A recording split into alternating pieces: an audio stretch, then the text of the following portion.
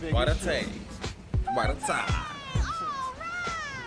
Today to Shane, my dilly. We got Pootie Tang in the house tonight. I'm gonna sign your pity on the runny kind.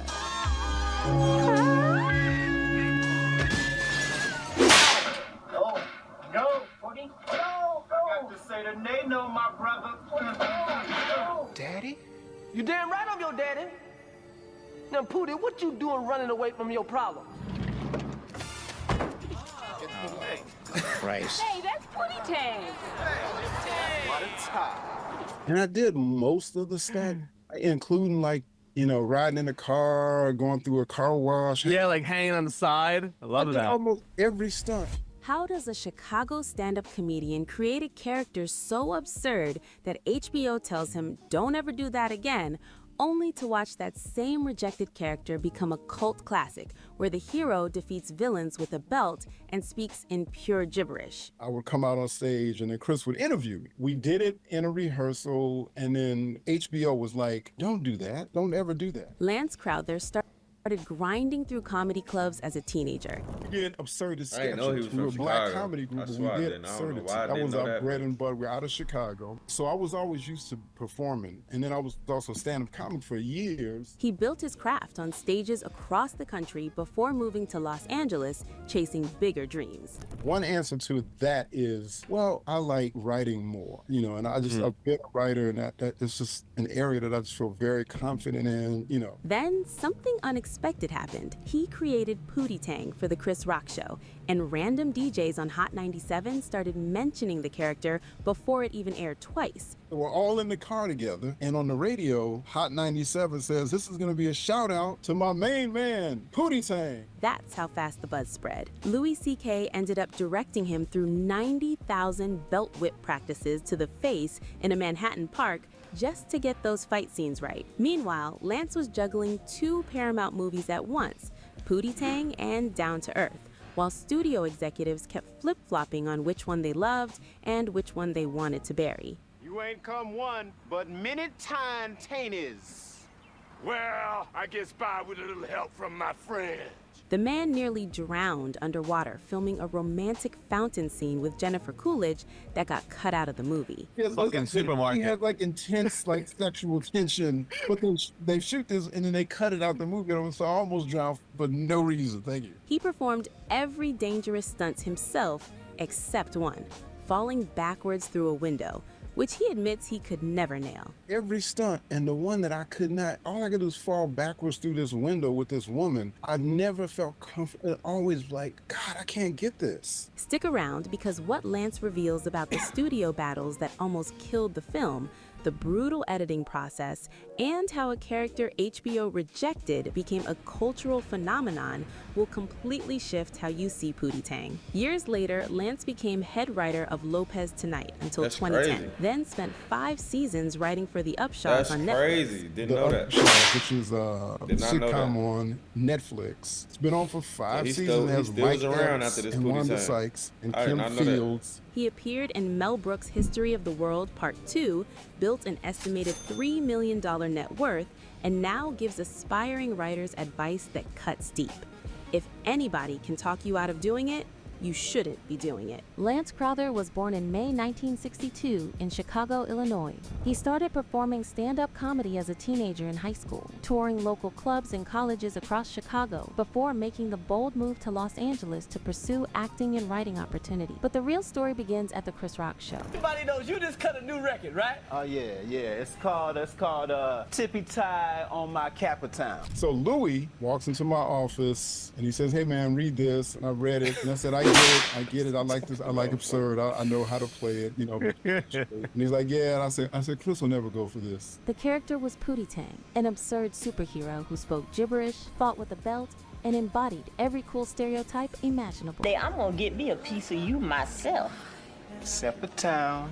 Separate town, Mike. And he's like, yeah. And I said, Chris will never go for this. But okay, man. He pitched it. Chris went for it. And Louis would always pitch, like everybody else would type their stuff. And Louis back then had some tech. He would always pitch off of some little technical thing he had. And the next thing is this. I was like, where'd you get this stuff, man? But HBO had other ideas. The basic sketch was me coming out. I was like some cool dude. I would come out on stage and then Chris would interview me. We did it in a rehearsal and then HBO was like, don't do that. For weeks, the Pootie Tang sketch sat in limbo. So I was always, that Pootie Tang sketch was always kind of like sitting there on a Thursday, we'd do it, and it never got in. Finally, they got the green light. So they said, okay, we're doing it today. So I go out, they say, ladies and gentlemen, he gets to that point, the greatest guy in the world, Pootie Tang. So I come out, crazy walk, sit down, he interviewed. The interview is kind of the audience like, and then but it builds, and it gets to a point, and it gets really funny, and then they laugh, and then it's like, I don't understand what Chris said. Yo, hold on 1 second. I want to take a minute to show y'all my merchandise. If you see anything you like, go ahead and get you some. You'll be out there looking fly, looking fresh. I'm going to leave a link in the description. Back to the video. And then they go crazy. And then, I walk off and say, okay, fine. But the Chris Rock show operated on a unique principle. So Chris had come off of SNL. Yeah, SNL was big on repeating sketch, a character do it forever. Chris was like, we won't be doing that on this show. Then something unexpected happened. Lance and Chris Rock were driving to a Prince concert in New Jersey when Hot 97 came on the radio. And on the radio, Hot 97 says, this is going to be a shout out to my main man, Pootie Tang. And me and Chris go, what? This was 1997 or 1998, before social media as we know it. Because whichever movie is Paramount is happy with, the other one they're mad about it. Chris agreed, though reluctantly. And Louis was also kind of like, I don't really buy it, fine. But we did about 5 of them, maybe 5 or 6 of them total over the course of 2 or 3 years on the show. The final sketch was epic. That was really long. It was almost like a short film. It was like the last one we did, and it had Suzanne Summers in it, and it had the woman that played Iron Man's... Gwyneth Paltrow. Yeah. Gwyneth... I'm gonna sign your pity on the rummy kind. Then came the movie offer, but there was a problem. Make a movie let's do a movie. So the idea for the movie happened higher than me. Okay, let's do it, but let's have Chris play Pootie Tang. Because they were like, yeah. Louis C.K. and Chris Rock refused. Louis and Chris were like, it can't be that. Lance has to play it. Chris is like, but I'll tell you what, I'll be like 4 people, 3, I'll play extra characters in the movie. And so, which he did. He played like 3 or 4 people. Simultaneously, Lance had been working on another project with writing partner Ali Leroy, co-creator of Everybody Hates Chris. Chris wanted to do a movie about, he loved Heaven Can Wait. Chris's theory is, you just take dramas and add jokes. Even though Heaven Can Wait is actually a comedy, but anyway. And he wanted to do a version of it, but the idea he had, which was a great idea, is, because we always talked about how when you do stand-up, when you do comedy in your stand-up, people will react to you based on how you appear. So like if you're an overweight person and got a crazy voice, it's easier to be funny because the audience accepts that. But like if you're like a handsome guy or a buff guy, with muscles, then they kind of, step back and like they're not as willing to laugh at you initially. And then you have to win them over. The idea became down to earth. Right. And then thinking about that, we ended up, what it would be funny if you were a white guy doing in a black guy's spot. So that was the idea he had. And we ended up, that is the basis or kind of the story, this movie we did, Down to Earth. Here's where it gets crazy. Both of these movies were set at Paramount, and we had already had the Down to Earth movie in production. It was already off and running. The result was Paramount whiplash. Whichever movie is Paramount is happy with, the other one they're mad about. So that's why I have to tie it together as an experience, because at some point they're mad at the dailies or whatever on the other movie, but we're shooting Pootie Tang. So Pootie Tang's looking great, but this crap over here. Louis C.K. had grand visions for Pootie Tang. He had done some short films and some small films, and like this was kind of like his baby. Like he was like, this is gonna launch me, and so he had a lot of interesting ideas, and he had this idea about that. I wish I could say the word correctly, but that capoeira, I think it's called capoeira. The belt fighting required intense training. I actually worked with 2 people. First with a guy who was good at the capoeira, like an actual artist. He sort of kind of gave me the choreography for fight scenes. How many times did he get hit in the face? About 90,000. But eventually, it's one of those things when you do it and you keep doing it, and I was like, oh God, here we go again. And then it's like, then it just became like second nature. Louis C.K. employed innovative filmmaking techniques. Now, Louis had even more interesting ideas. He wanted to shoot it where there was almost no close-ups or certain scenes there weren't. One signature Louis C.K. move made it into Pootie Tang, the stop-motion zoom effect. He had another movie, a short film he'd done, and he did that exact thing. A movie that exists someplace where he's got two characters that come closer. The cast became legendary.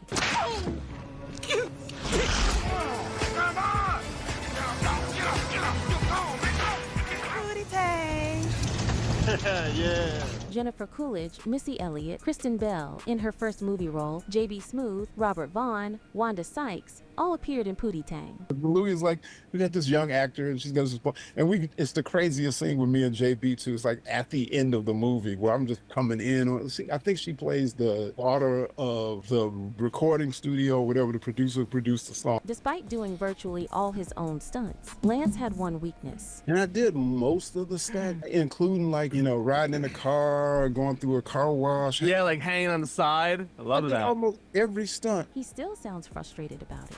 I never felt comfortable. Always like, God, I can't get this. I think I kind of like, it's not my favorite thing that I shot. But not for no other reason than that it had to do with this falling through this damn window. The actress in that scene left an unexpected mark on Lance. I always feel bad about, because I'm terrible with names, but that actress, what I do remember about her specifically is she was reading Harry Potter, I think. Pootie Tang became a cult classic. Yay, Pootie Tang. Dirty D, you a batty daddy lamata tebit shy. But Lance's career as a writer was just beginning. He became head writer of Lopez Tonight, George Lopez's TBS late night show, until 2010. He also wrote for Wanda at Large, 2003, starring Wanda Sykes in Good Hair, 2009, the Chris Rock documentary. His friendship with J.B. Smoove deepened during Pootie Tang. JB and I knew him before a little bit, not a lot. And then we did that movie. In that period, we got really, really close. Lance also got to work with Robert Vaughn. Well, I was a big fan of Robert Vaughn because he was the man from Uncle. For me, he was a hero of mine. So I just was happy to do anything near him. Currently, Lance is thriving as a writer. Let's see, The Upshaws, which is a sitcom on Netflix. It's been on for 5 seasons. It has Mike Epps and Wanda Sykes and Kim Fields. He also appeared in Mel Brooks' History of the World, Part 2, 2023, on Hulu. History of the World Part 2 with Mel Brooks. So that's on, and I actually do I didn't appear. even know that Yeah, like that. JB's in it too. With an estimated run the net circles worth in of this $3 video, million, but I built definitely from didn't know he was decades of acting writing, like that. producing, and performing, Didn't know he was Lance still Pootie has writing and advice stuff. for the next generation. So what do I think? I think about my kids are like fantastic. I think they, get out there and kick, man. So I've met people who are 25 and 27, that age range, who I go, you got to go for it, man. You got to work them hours.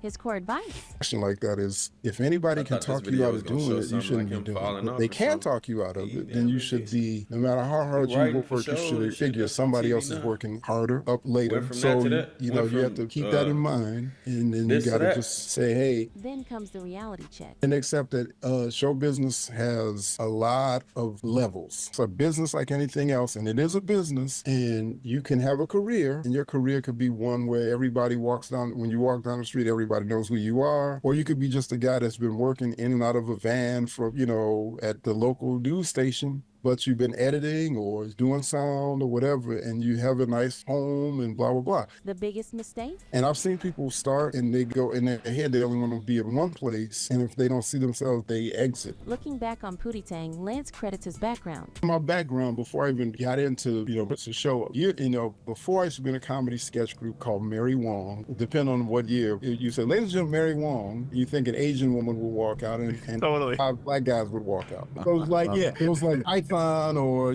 Pink Floyd or whatever. It was that kind of joke. And it was great. Awesome. We did absurdist sketches. We were a black comedy group, but we did absurdity. His stand-up background prepared him. And then I was also stand-up comic for years, and that's how me and Chris, I knew Chris from that era, and Adam and all these people. Just as a performer, I kind of already understood how to, play this role. Louis C.K.'s vision elevated everything. Louis has just got this incredible and amazing mind. He had Louis had all kind of thoughts going on that he wanted to, because he had done some short films and some small films, and like this was kind of like his baby. Like he was like, this is gonna launch me. And On why Pootie Tang endures. I think people just like it when the hero struggles and wins, and there's something just primal about that. And even with this character, it doesn't matter how goofy it is. He says this as a writer. Good person wins. And I just say it as a writer because a lot of times when you're writing, you go, I think we should, throw mud on the hero. People like the endings where they really do like people to struggle and win, not struggle and then slightly fail. From Chicago comedy clubs in the early 1980s to The Chris Rock Show to Pootie Tang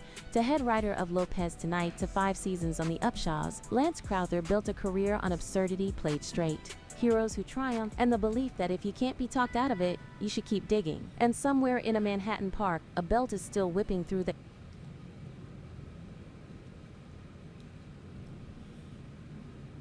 Appreciate you made it all the way to the end of the video. Yeah, I ain't know Pootie Tang was doing this thing still, bro. Writing and all that. I thought this video was gonna be about him like falling off or something. Congratulations to the folks, man. He's still doing his thing. Let me know what you think in the comments. Hit the subscribe button, like button. Appreciate you, man, all the way to the end of the video. You already know what's going on with me, bro. I'm gone.